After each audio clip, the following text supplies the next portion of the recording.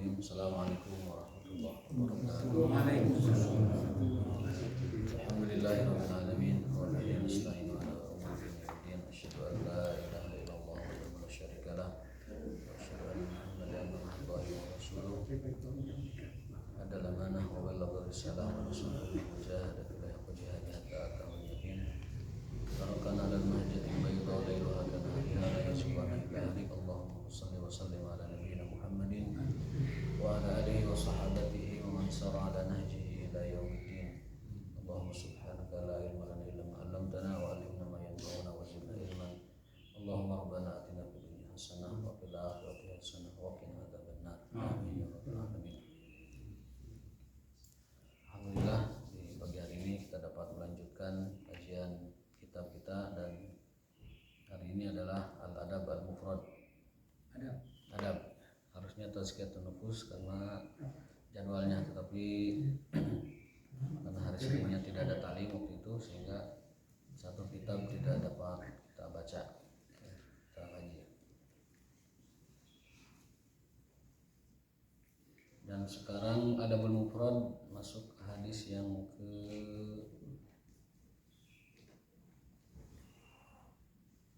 yang 141 ya. Bismillahirrahmanirrahim. Haddatsana Abu Asim An-Nahas ibn Faham An-Shaddad bin Ammar an Auf bin Malik dari Nabi SAW. Qala ana wa imra'atun sif'a aw saf'a'ul khaddain imra'atun amat min zawjiha fa sabarat ala waladiha kahataini fil jannah. Rasul SAW bersabda bahwasanya saya dan wanita yang mengurus anaknya karena suaminya meninggal itu nanti akan sama-sama di surga. Bahkan beliau mengibaratkannya seperti dua jari ini, sama-sama di surga. Saya dan seorang ibu yang merawat anaknya karena suaminya meninggal itu nanti akan bersama di surga nanti. Ini motivasi kepada para ibu ya, pada para wanita yang ditinggal wafat oleh suaminya, ataupun mungkin ditinggal pisah oleh suaminya, lalu dia bersabar mendidik, merawat, menafkahi anaknya dengan penuh kesabaran, keikhlasan, maka kata Nabi, wanita tersebut akan bersama saya di surga, dan mati kata akan masuk ke dalam surga. Ini motivasi bagi mereka. Lalu dalam hadis lain bahkan disebutkan orang yang kehilangan putranya itu akan menjadi tabungan di surga, dan akan menjadi syafaat buat orang tuanya di dalam di yaumil akhir. Saya akan bacakan hadisnya, bahwasanya barang siapa yang memiliki anak kemudian wafat, di sini sebutkan salah satu 3 anak, dia kehilangan 3 anaknya, maka dia akan masuk surga. Orang yang kehilangan 3 anaknya dia akan masuk surga. Lalu para sahabat bertanya, kalau kehilangan 2 orang gimana ya Rasul? Maka beliau menjawab, begitupun yang kehilangan 2 orang anaknya, dia pun akan masuk surga. Kemudian sahabat mengatakan, andai ada orang yang mengatakan 1 orang saat itu, maka niscaya Nabi pun akan mengatakan, dan orang yang kehilangan 1 anak pun akan masuk ke dalam surga. Jadi barang siapa, man mata, di sini man ini umum bentuknya, berarti kedua orang tuanya. Tidak hanya ibunya yang melahirkan, tetapi juga bapaknya yang kehilangan, karena dua-duanya orang tua baik ayah atau ibu sama-sama kehilangan. Man mata lahu salasatun minal waladi, barang siapa yang meninggal atau kehilangan ketiga anaknya, maka dia akan masuk surga. Begitupun yang 2 orang begitu masuk surga.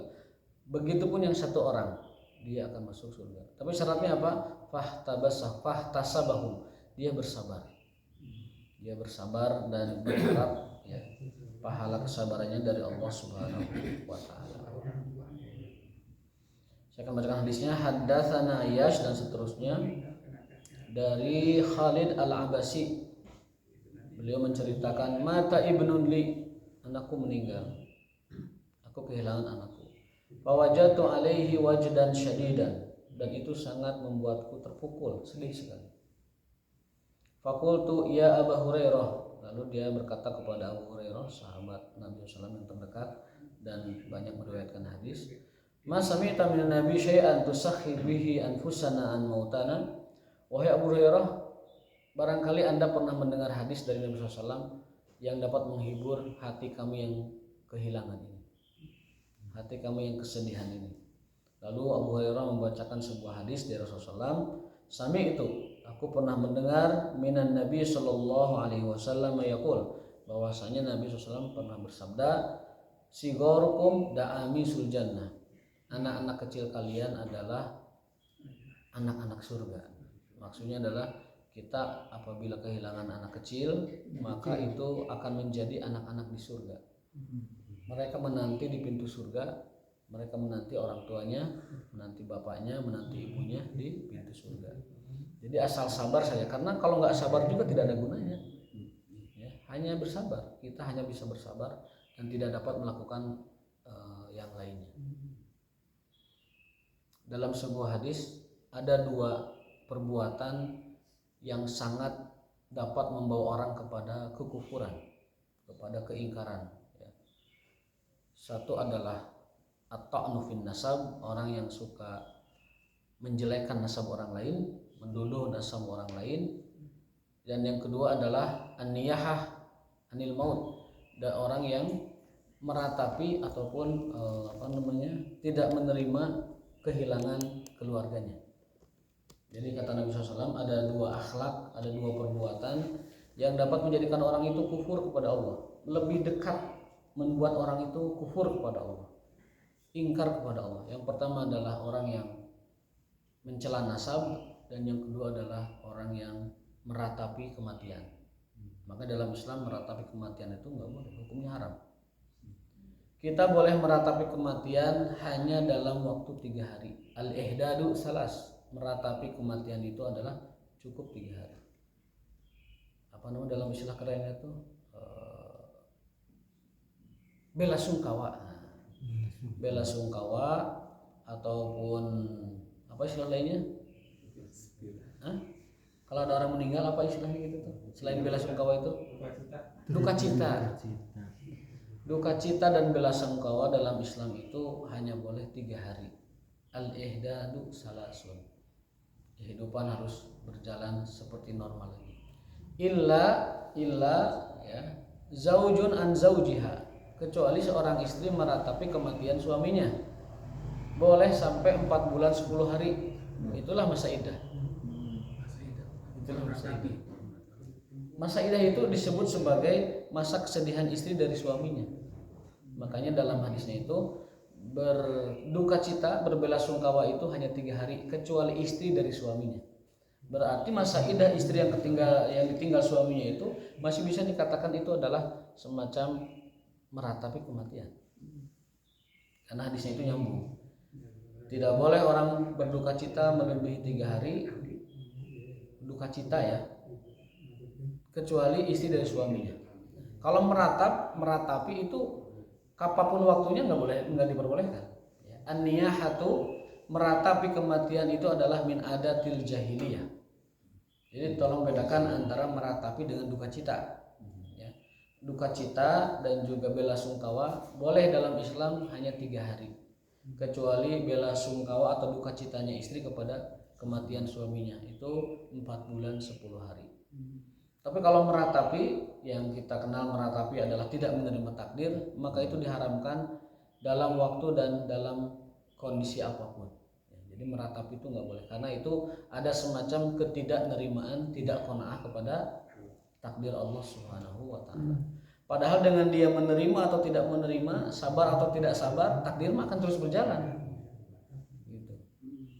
Waktu kita belajar tazkiyatun nufus, kita mengenal sikap menerima orang itu berbeda-beda terhadap takdir. Ya. Yang pertama adalah orang yang sakit itu kecewa, ya. Kecewa, depresi, aral bahasa kitanya mah. Ya. Kemudian dia tidak menerima takdir itu. Yang kedua adalah sabar. Sabar itu dia menerima apa ketentuan Allah, tetapi sambil merasakan perih dan sakitnya.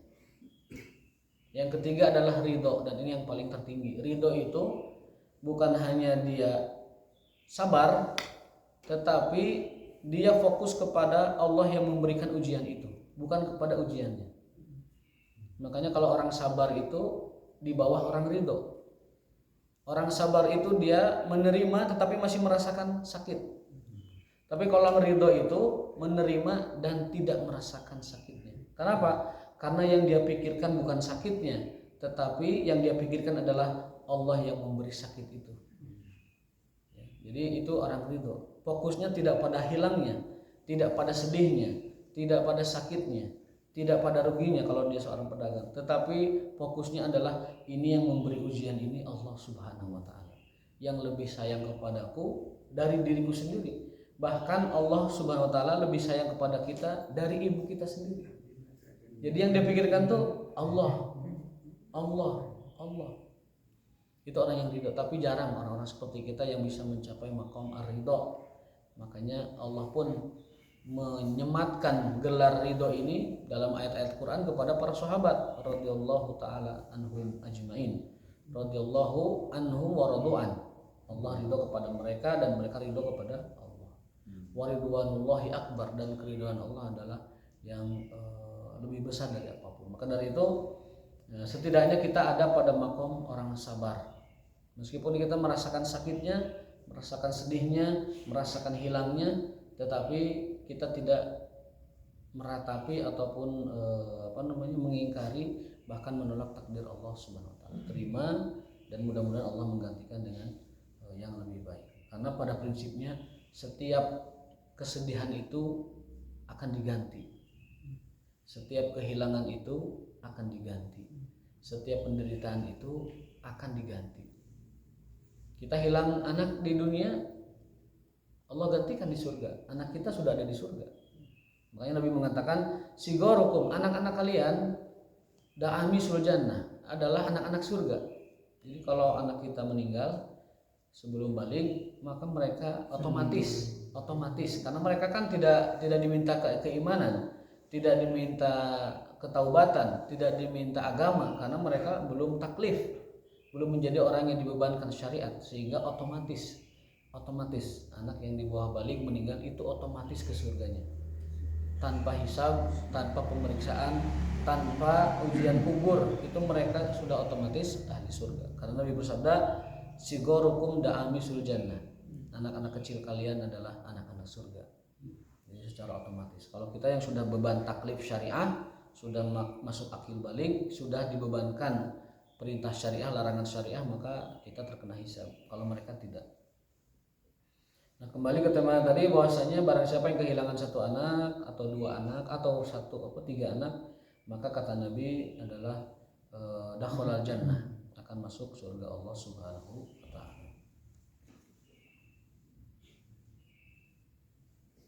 Bahkan Nabi secara khusus pernah berwasiat kepada para ibu. Jadi ceritanya begini, Abu Hurairah menceritakan bahwa seorang wanita datang kepada Rasulullah SAW. Ya Rasulullah, inna la naqdiru alaika min majlisi fi majlisika. Ibu-ibu itu datang kepada Rasulullah SAW. Ya Rasulullah, kami ini nggak bisa ikut majelis terus karena ya ibu-ibu namanya juga. Jadi kami ini kesulitan kalau ikut majelis taklim terus bersama Anda, karena kaum ibu beda dengan kaum bapak. La naqdir, kami tidak mampu, tidak sanggup alaika, ikut Anda terus fi majlisika, di majelis taklim Anda. Fawaidna yauman na'tika bihi. Ya Rasul, tolong sisakan satu hari untuk kami ingin belajar secara khusus kepada Anda.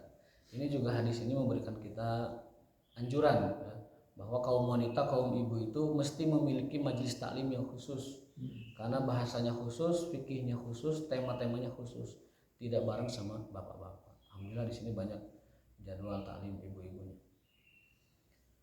Fawaidna yauman na'tika bihi faqala mau'idukunna baitu fulan. Baik, kita akan taklim minggu depan di rumah fulanah, di rumah fulan atau rumah fulanah. Fulan itu maksudnya karena Nabi mengenalnya suaminya, baitu fulan. Nanti kita akan ngaji di rumah sahabat kita Pak Anu misalnya, baitu fulan ya. Faja'ahunna lidzalika alwa'd. Lalu kaum ibu juga pada datang ke tempat itu. Jadi pengajian di rumah-rumah itu adalah juga dianjurkan. Pengajian di rumah-rumah itu dianjurkan. Kalau seandainya misalkan tidak cukup dengan majelis yang ada di masjid, ataupun misalkan tidak cukup bahasanya karena sifatnya itu seperti ibu-ibu itu kan lebih khusus, lebih spesifik, maka silahkan pengajian itu di rumah masing-masing, tidak di masjid ya. Boleh, karena untuk juga memakmurkan rumah-rumah kita. Wa kana fi mahaddatsahuna, dan di antara wasiat khusus Rasul kepada para ibu itu yang minta kajian itu di rumahnya, ma min kunna imra'atun yamutu laha salasatun minal waladi fatahtasibuhum illa dakhlatil jannah. Nabi bersabda kepada para ibu, wahai para ibu, manakala atau siapa di antara kalian yang kehilangan 3 putranya, maka jika kalian bersabar, kalian akan masuk surga. Itu tabungan kalian di surga. Itu adalah jaminan kalian memasuki surga. Faqalat imra'atun, lalu seorang ibu mengatakan, awisnan, gimana kalau yang 2 orang meninggalnya? Kata Rasul, awisnan, yang 2 orang juga sama. Kana Suhail yatasaddadu fil hadis wa yahfadhu lam yakun ahadun yaqdiru an yaktuba lahu. Diceritakan di sini bahwasanya yang menuliskan hadis ini tidak kuat atau tidak mampu menuliskannya karena mungkin terharunya ya. Jadi mungkin dia terharu dengan ucapan tersebut sehingga perawi hadis itu ketika mencatat itu hampir-hampir tidak sanggup menuliskannya ya, karena namanya anak itu dalam hadis, anak itu mabkhalatun, majbanatun, majhalatun, mahzanatun. Anak itu menjadi 4 sumber. Anak itu menjadi 4 sumber. Sumber apa? 1, anak itu adalah sumber penyebab 1 kebakhilan. Banyak orang tua bakhil karena anaknya. Takut. Kalau saya ini sedekah, kalau saya ini nyumbang, kalau saya ini wakaf, kalau saya ini membangun masjid, nanti buat anak saya makan apa? Takut. Makanya yang pertama, anak itu adalah penyebab atau sumber kebakhilan. Yang kedua adalah anak itu majbanatun. Anak itu adalah penyebab atau sumber ketakutan. Banyak orang takut karena memikirkan anaknya ya. Tidak mau menjadi memikirkan anaknya. Tidak mau berjuang untuk memikirkan anaknya. Tidak mau bertindak karena mengingat anaknya. Jadi anak ini adalah sumber ketakutan. Majbanatun. Yang ketiga, anak itu adalah majhalatun. Anak itu penyebab orang tua melakukan hal-hal yang jahil, yang bodoh. Jadi kalau kita melihat ada kelakuan orang-orang itu tindakannya tindakan bodoh, bodoh itu bukan bodoh belet, bukan maksudnya. Tindakan bodoh, nekat, bodoh, ya, tidak sesuai hukum dan tidak sesuai dengan aturan, maka itu anak itu penyebab orang tua melakukan tindakan-tindakan bodoh, tindakan bersiko, tindakan bertaruh nyawa, tindakan lain-lain sebagainya. Bahkan tindakan melanggar hukum itu kadang gara-gara anaknya. Korupsi gitu. Orang tua korupsi itu karena anaknya ingin dibahagiakan, dia ingin membahagiakan anaknya. Dia ingin menyekolahkan anaknya itu ke Harvard yang 1 tahun itu 1 miliar biayanya.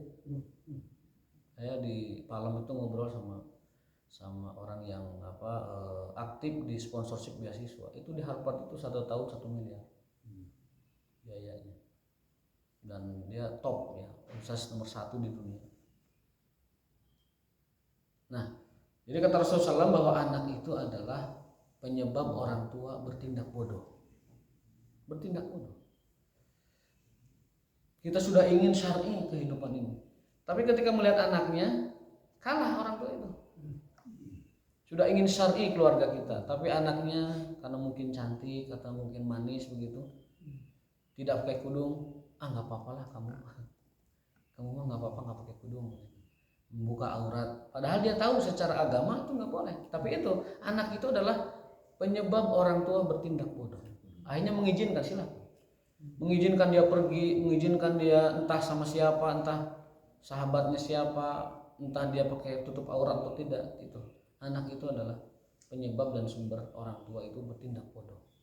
Yang keempat, anak itu adalah mahzanatun, sumber penyebab kesedihan orang tua. Betapa banyak orang tua itu yang terpukul, bahkan depresi, bahkan gila karena anaknya. Baik anaknya itu kena musibah, baik anaknya itu melakukan hal-hal yang tidak semestinya, berbuat kriminal atau jahat. Bahkan kalau anak itu tidak melakukan apapun tapi dia sakit misalkan, itu membuat orang tua depresi, membuat orang tua itu kalut, panik dan depresi.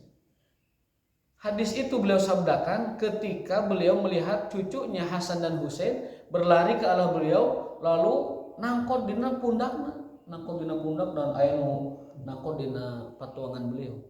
Jadi ketika Hasan Husain berlari meraih kakeknya, ayo naik kana tak, ayo naik kana patuangan, Rasul bersabda, sesungguhnya anak itu adalah penyebab dan sumber 4 hal tadi. Apa tadi? Anak itu penyebab kebakhilan orang tuanya. Yang kedua, anak itu penyebab ketakutan orang tuanya, kepengecutan. Yang ketiga, anak itu penyebab kebodohan orang tuanya, tindakan bodoh. Yang keempat, anak itu adalah sumber dan penyebab kesedihan bagi orang tuanya. Apa kira-kira pesan Rasul dari hadis ini? Pesannya adalah kita harus benar-benar menempatkan diri dan benar-benar memposisikan seorang ayah atau ibu terhadap anaknya. Artinya tetap harus pada posisi kita ini sedang-sedang saja. Jangan sampai saking terlalu sayangnya kita kepada anak, akhirnya kita melakukan tindakan bodoh tadi, mengizinkan dia keluar dalam waktu yang lama, pergi dengan mohon maaf pacarnya, kemudian dia melakukan tindakan-tindakan yang tidak sesuai dengan syariat, bahkan melanggar syariat. Itu sayangnya kita tidak boleh dikalahkan oleh sayangnya kita tidak boleh mengalahkan ilmu kita tentang agama yang berkenaan dengan pendidikan anak. Anak kita tertidur pulas padahal waktu sholat misalkan, maka sayangnya kita kepada anak kita yang sedang tidur, jangan mengalahkan kewajiban kita menyuruh dia sholat.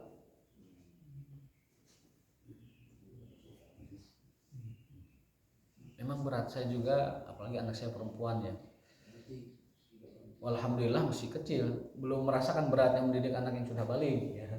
Tapi ini pesan Nabi ini menjadi pelajaran bagi saya pribadi terutama dan bagi jamaah sekalian. Penyebab celaka berarti ya?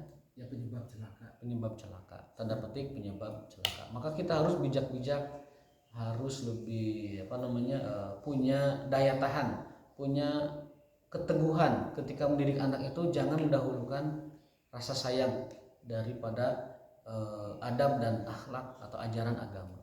Ajaran agama tetap di atas dari segala macam rasa dan asa kita kepada anak kita. Sayang, kangen, rindu, segala macam. Nabi Yusuf alaihissalam itu ujian bagi ayahnya.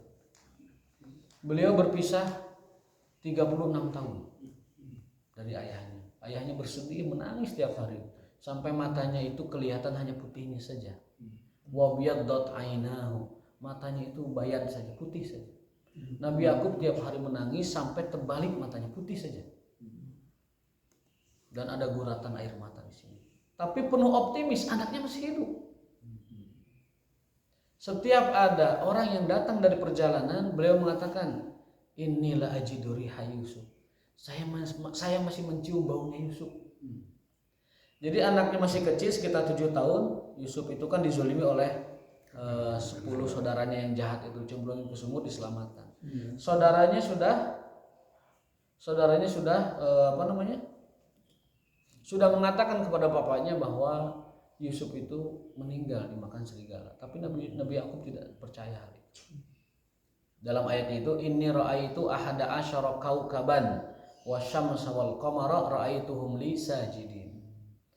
Aku melihat 11 bintang bersujud kepadaku dan matahari dan bulan juga bersujud kepadaku.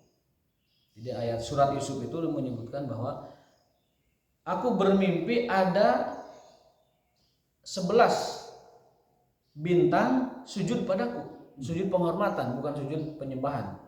Dan aku melihat matahari dan bulan juga sujud kepadaku. Lalu Yusuf ceritakan itu kepada bapaknya Nabi Yakub. Nabi Yakub mengatakan, kamu jangan ceritakan mimpi ini pada siapapun. Nah, ketika itu istri Nabi Yakub yang bukan ibu Nabi Yusuf, berarti istri ibu tirinya mendengar, dan dia punya sifat yang hasad, lalu memberitahu anak-anak yang 10 itu, yang jahat itu, bahwa aku pernah mendengar Yusuf yang sangat dicintai oleh bapak kalian bercerita bahwa ada 10 bintang sujud padanya. Juga pernah bercerita bahwa ada 10 serigala mengejar dia di kegelapan malam. Lalu anak-anaknya ini tidak terima dan marah sekali, karena mereka yakin itu arti mimpi Yusuf itu adalah bahwa akan ada 10 saudara jahatnya membunuh dia. Nabi Yakub berpesan, kamu jangan ceritakan mimpi ini kepada siapapun. Dan terjadilah apa yang diceritakan Al-Quran yang secara lengkap dan gamblang menjelaskan. 10 saudaranya itu adalah orang jahat. Disebutkan 11 bintang, kenapa? Karena satu bintangnya tidak ikut kejahatan itu. Siapa? Bunyamin. Bunyamin itu anak yang soleh, anak yang baik, saudara yang sebapak seibu dengan Yusuf, saudara kandung, itu namanya Bunyamin. Yusuf dan Benyamin itu kedua-duanya soleh. Bedanya kalau Yusuf nabi, Bunyamin bukan nabi, tapi orang soleh aja, anak yang saleh. Nah, tapi 11 saudaranya ini jahatnya luar biasa, sampai berusaha membunuh Yusuf dengan sebagai cara, dan akhirnya mereka dipengaruhi oleh setan mencemplungkan Yusuf ke dalam sumur. Nah, sejak Yusuf alaihissalam usia 7 tahun atau 6 tahun itu sudah dinyatakan meninggal dunia, mati, padahal beliau diselamatkan oleh sebuah kafilah ke Mesir, dan singkat cerita beliau tumbuh di istana Raja Mesir. Itu Nabi Yakub 36 tahunan bersedih menanti kedatangan anaknya. Bahkan ketika Yusuf sudah jadi raja, itu istrinya Nabi Yusuf mengatakan, wahai suamiku, hendaknya Anda mencari bapak Anda, teyang bapak. Tapi ketika Yusuf mau mencarinya, Allah berikan ilham, Allah berikan wahyu, belum saatnya, wahai Yusuf. Tunggu mimpi itu terjadi, dan akhirnya keluarga Yusuf yang datang sendiri ke Mesir. Tadi saudara yang jahat itu plus saudaranya yang baik Bunyamin itu 11 datang ke Mesir. Lalu bintang mataharinya adalah orang tuanya. Bintangnya adalah Nabi Yakub, dan matahari Nabi Yakub, bulannya adalah ibunya. Kemudian yang 11-nya ini adalah saudara-saudaranya. Nah, kembali ke tema kita bahwa anak itu adalah sumber dan pangkal dari kesedihan. Nabi Yakub bersabar 36 tahun menanti kedatangan anaknya yang sudah dikabarkan meninggal. Nah, di kita kadang baru dikabarkan meninggal, baru tidak ditemukan 1 minggu itu sudah menyatakan meninggal. Ya, pernah kan kejadian kan, ada orang yang anaknya itu tidak diketemukan seminggu lalu dinyatakan meninggal dunia dan diumumkan di mana-mana dan lain sebagainya. Nabi Yakub itu sampai 36 tahun menunggu kedatangan anaknya yang sudah dinyatakan meninggal, sudah dipersaksikan meninggal, tetapi Nabi Yakub dengan insting dan tentunya wahyu masih yakin. Setiap ada orang datang di perjalanan, beliau mengatakan, inilah ajidu riha Yusuf, aku masih mencium baunya Yusuf. Luar biasa ya. Itu kesabaran dan ketabahan ayah menanti Yusuf anaknya alaihi assalam. Jadi anak itu adalah sumber dan penyebab orang tua bersedih. Nah, hikmahnya adalah kita jangan sampai terlalu sayang kepada anak, akhirnya kita meninggalkan atau melupakan ajaran agama yang harus kita tanamkan kepada anak kita. Rasul bersabda, ajari anakmu sholat usia berapa? 7 tahun. Kalau 7 tahun gak mau sholat, tunggu sampai 10 tahun, tapi ajarkan tetap. Dari 7 tahun ke 10 itu, dia mau sholat mau enggak, tapi katakan, nah sholat, suruh sholat. Makanya hadis itu perintahnya muru itu perintahkan, muru perintahkan. Ada sigoh majhulnya itu wama umiru, ya, fi'il madhi lil majhul itu wama umiru, perintahkan. Nah, di hadis itu muru, perintahkan anakmu sholat sejak dia usia 7 tahun. Mau sholat mau enggak, mau benar mau enggak sholatnya, mau hanya sekedar gini karena anak kecil ya, kalau gitu tetap suruh sholat intinya. Mau dia waktunya lewat, mau dia enggak sholat sehari besoknya sholat, tetap suruh terus. Nah, kalau sudah 3 tahun disuruh sholat ini dari 7 sampai 10, lalu kemudian usia 10 juga belum sholat, nggak mau sholat, maka kata Nabi, cepretlah pakai kayu siwak, kayu yang kecil. Apanya dampalnya? Karena dalam Islam tidak boleh orang memukul badan bagian atas atau bagian yang membahayakan, apalagi wajah.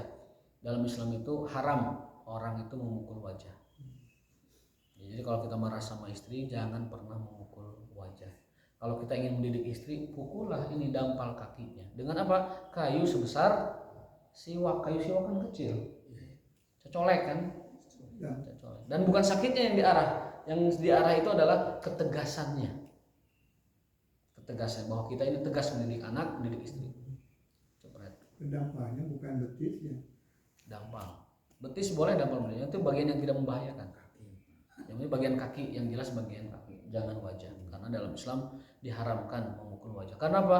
Karena wajah itu adalah simbol kemuliaan manusia.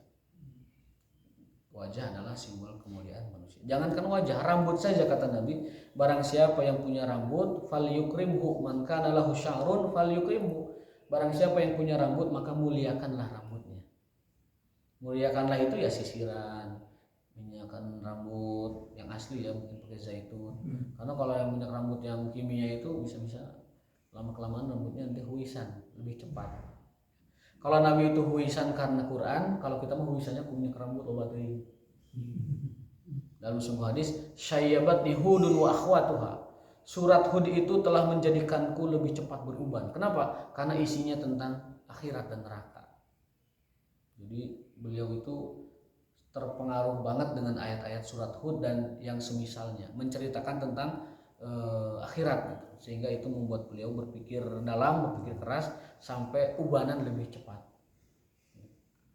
Jadi penyebab beliau ubanan itu karena tadi memikirkan surat Hud dan surat-surat yang semisalnya. Ayo kita mau ubanan teh lain pikiran surat Hud, Pak. Pikiran hutang nu can beres-beres. Mikiran nanti tagihan nu can beres-beres. Mikiran budak anu teu beres-beres. Kalau Rasul itu, aku dibuat beruban oleh surat Hud, syayyabatni Hudun wa akhwatuha. Karena kita mah membaca Quran kadang tidak meresapi kan, tidak tadabbur, tidak tafakur, tidak paham. Bahkan jangankan tadabbur, jangankan tafakur, paham saja tidak. Bahkan bacanya juga mungkin tidak bisa, tidak lancar. Nah itu yang membuat kita terhalang dari tadabbur dan nikmatnya mempelajari, mengamati dan memahami Al-Qur'an Al-Karim. Nah, jadi sekali lagi saya ulangi bahwasanya Rasul berwasiat kepada para ibu di majelis mereka bahwasanya barang siapa yang kehilangan 1 anak, 2 anak atau 3 anak ya, dia akan nanti menemukannya, mendapati anak tersebut di surga. Suatu hari ada sahabat datang ke Rasul bawa anak kecil. Anak kecilnya lucu sekali, manis sekali. Sampai-sampai Rasul terkesan dengan sahabat itu. Lalu suatu hari sahabat itu datang tidak dengan anaknya. Nabi bertanya, mana anakmu? Meninggal ya Rasul. Lalu Rasul mengatakan, kalau kau bersabar, anakmu sekarang sedang menunggumu di surga. Anakmu sedang menunggumu di pintu surga, dalam hadisnya itu. Anakmu sedang menunggumu di pintu surga, asal kamu sabar. Lalu orang itu terhibur dengan beliau sallallahu alaihi wasallam. Kenapa mereka bisa masuk ke dalam surga? Ya karena mereka masih suci. Dan surga itu ada ghilmanun mukhalladun, ada anak-anak yang merupakan anak-anak surga, mereka abadi di sana. Mereka abadi di sana. Nah, hebatnya surga itu, kenikmatannya itu tidak pernah berakhir. Dan kita tuh sehat terus, muda terus, enak terus. Itu kehebatnya surga. Kalau dunia kan muda paling berapa tahun? Muda paling 10 tahun. Kemudian tua. Tuanya lebih lila bisa jadi. Gitu. Ada juga yang merasakan kenikmatan, sehat mungkin 40 tahun, tapi setelah itu sakit terus-terusan, sakit-sakitan. Ada juga yang di surga itu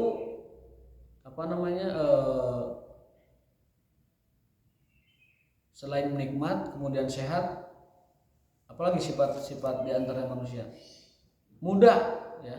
Muda tidak pernah tua, nikmat tidak pernah sengsara, dan juga sehat tidak pernah sakit. Itu 3 sifat surga. Saya akan bacakan hadisnya. Innakum tan'amuna fala tabta'isu abadan. Kamu ini akan merasakan enak terus, tidak pernah ada tidak enaknya. Yang kedua, innakum tashibuna fala tahramu. Kalian muda terus, tidak ada tuanya. Dan yang ketiga, innakum tasihuna fala tasqamu abadan. Kalian itu sehat terus, tidak ada sakitnya.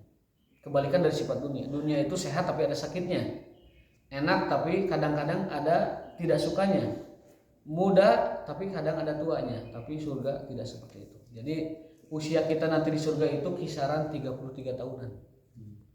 Makanya ada seorang nenek, kata Rasul, maaf nih, walaupun nenek rajin tahajud, rajin sodakoh, itu ayah di surga. Nini tak ayah di surga. Lalu nenek itu menangis, bersedih, dan dipanggil lagi. Rasul ingin mencandai nenek tersebut bahwa nanti di surga nenek itu menjadi gadis atau menjadi wanita muda kembali. Usianya sekitar 33 tahun. Masilatun fil umri, dalam surat An-Naba, wa kawaiba atroba, dikembalikan menjadi wanita yang segar bugar, montok surenop, bahenol begitu, atroba, dan umurnya itu sepantaran. Jadi nenek itu nanti akan muda lagi, kawaiba, segar bugar, juga apa namanya sakitannya itu ya montok dan sebagainya. Nah itu sifat wanita ahli surga. Jadi kayak penting kita orang bakal ningali versi termudanya. Oh oke, Masya Allah ya. Usia 30 tahunan, lagi gagah-gagahnya. Marinir atau ya. LKB. Kemudian dan usianya segitu terus. Ahli surga itu selama-lamanya. Tidak ada orang ahli surga kemudian dipindahkan ke tempat lain, tidak ada. Kalau di neraka ada potensi dipindahkan ke surga. Kalau dia punya iman sedikit, meskipun dia ahli maksiat tapi punya iman, ada potensi dipindahkan. Tapi ahli surga tidak akan dipindahkan ke tempat lain. Tidak ada mutasi. Surga tidak ada mutasi, tidak ada sakit, tidak ada tua, tidak ada tidak enaknya. Semua enak, semua muda, semua sehat. Ya, itulah enaknya surga. Di kita mah di dunia sehat itu paling dalam sebulan itu mungkin sehat 28 hari, tetap duanya ada sakit. Ya. Tapi ada lapar, ada haus. Di surga Ada lapar, ada haus kan. sifat lapar, sifat haus itu kan sifat kekurangan di dunia. Maka jika itu sifat kekurangan di dunia, di surga tidak akan ada. Oh gitu. Ya. Sifat kurang di dunia apapun namanya tidak akan kita temukan di surga. Kita hanya menikmati nikmatnya surga, dan kita hanya menikmati masa muda, dan juga kita menikmati rasa sehat selama-lamanya di surga. Sehingga sifat-sifat kurang dunia itu nggak ada di surga. Itulah kelebihannya. Ya. Itulah kelebihannya. Jadi orang diberi makan di surga itu bukan karena lapar salatri kemudian ngabret makan, bukan, karena dia menikmati saja, menikmati makanan surga. Kalau di dunia itu kan nikmat makan tuh lapar, ya kan? Kalau di sana itu sifat kurang dunia tidak ada di sana, sehingga menikmati itu benar-benar menikmati tanpa kita merasakan kekurangannya. Ibnu Qayyim mengatakan kita menikmati bidadari surga itu tanpa mengeluarkan sperma, karena orgasme surga itu orgasme pada tingkat ternikmatnya tanpa mengeluarkan. Kenapa? Karena sperma itu merupakan kekurangan dunia. Maksudnya apa? Sperma itu di dunia dibutuhkan untuk keberlangsungan keturunan. Di surga tidak ada yang namanya keturunan yang dihasilkan dari persemaian benih laki-laki perempuan. Kita ingin anak surga, anaknya ada. Begitu. Sehingga di surga tidak ada kehamilan, tidak ada sperma, tidak ada apa namanya, tidak ada. Tetapi nikmatnya itu ada. Nikmatnya ada, nikmatnya itu puncak, nikmatnya itu yang tidak terbayang oleh indera kita semuanya. Karena Nabi bersabda, kenikmatan surga itu tidak terbayang oleh pikiran, mala ainun ra'at, wala udhunun sami'at, wala khatara ala qalbi bashar. Telinga tidak pernah mendengarkannya, mata tidak pernah melihatnya, bahkan otak kita, hati kita tidak pernah membayangkan nikmat surga itu. Artinya di atas itu semua begitu. Jadi itulah hebatnya surga. Kita menikmati kita menikmati berhubungan badan tanpa mengeluarkan cairan, karena itu sifat kotor atau sifat kekurangan dunia. Wanita tidak haid tentunya dan juga tidak mengalami apa yang kita pandang sebagai kekurangan wanita di dunia. Itulah kekhususan kenikmatan surga yang berbeda dengan kehidupan manusia. Jadi kata Nabi, itu ada satu hadis bahwa di surga itu kan rumahnya kaca, yang dalam bisa melihat luar, luar melihat dalam. Nah, kalau misalnya ada orang punya hajat itu kan kelihatan. dalam sebuah keterangan bahkan orang lain pun tidak bisa melihat ketika kita dengan bidadari kita. Jadi kita ketika fokus dengan bidadari kita itu private, tidak ada orang lain melihat itu. Tidak ada buang hajat juga kan ya. Tidak ada buang hajat. Maya WC. Pokoknya nama teu aya SPBU, teu aya WC umum. Jadi tidak ada buang hajat. Jangankan buang hajat, sperma aja tidak ada. Jadi orang diberi kenikmatan berhubungan badan dengan bidadari. Jadi mereka itu ketika berhubungan dengan bidadari, mereka itu tertutup dari yang lain. Itulah hebatnya surga. Istana emas, istana perhiasan, istana batu mulia, bahkan dipan-dipannya itu emas dan batu mulia. Kerjaannya hanya menikmati hidangan Allah, menikmati kenikmatan Allah, dan tidak berubah. Itu yang kerennya surga itu tidak berubah gitu. Tanamun, kalian akan menikmati terus. Tasyibun, kalian akan muda terus. Kemudian tasihun, kalian akan tua sehat terus. Ya, di sini fokusnya kalian akan menikmati terus, kalian akan muda terus, kalian akan sehat terus abadi selama-lamanya. Moal aya hareeng di surga Bapak. Panadol moal aku kontraksi ulah dibawa moal mau darting moal aya hipertensi Pak. Kolesterol moal asup ke surga. Moal aya kolesterol, moal aya asam urat, moal aya hipertensi. Nyeri beteung ge diapet diatap moal aya gitu. Dia tidak ada di sana. Itulah kekhususan nikmat surga. Sehat tanpa sakit, nikmat tanpa tanpa batas, tanpa henti, dan juga muda tanpa tua. Makanya termasuk dengan bidadari ya. Termasuk dengan bidadari. Dengan istri mana ya? Istri itu kan akan menjadi ratunya bidadari dalam sebuah keterangan. Istri itu akan menjadi ratu. Rasul mengatakan Aisyah zaujati fil jannah, Aisyah itu istriku di surga. Oh gitu. Ya, Fatimah itu akan menjadi Sayyidatu Ahlil Jannah. Fatimah itu adalah ratu ataupun raja ya, ratu dari seluruh wanita surga. Fatimah putri beliau akan menjadi ratu dari seluruh wanita surga. Nah, kemudian istri kita akan menjadi tadi yang memimpin bidadari. Jadi kalau kita misalkan jatahnya bidadari 100, maka istri kita adalah itunya komandannya gitu. Ini bahasa kita mah misalkan bidadari nominasi si A si B, A itu jadwal kamu, B jadwal kamu. Dan setiap hari itu dalam sebuah keterangan Ibnu Abbas mengatakan kita ini setiap hari merawanin 100 bidadari. 100. Ya, tanpa letih, tanpa lelah. Karena letih adalah sifat dunia, di sana dihilangkan. Jadi intinya mah ki mau capek ki. Mau pites mau segala lupa. Mau nyetet singkong gitu. Hanya memandang wajah Allah. Nah, itu kenikmatan tertingginya. Dan kenikmatan tertinggi adalah memandang wajah Allah Subhanahu wa taala. Lilladzina ahsanul husna wa ziyadah. Bagi siapa orang yang diperkenankan melihat Allah itu? Lilladzina ahsan, orang yang berbuat ihsan. Ihsan itu adalah level tertinggi dalam keagamaan. Setelah pertama makomnya adalah Islam, kemudian iman, kemudian ihsan.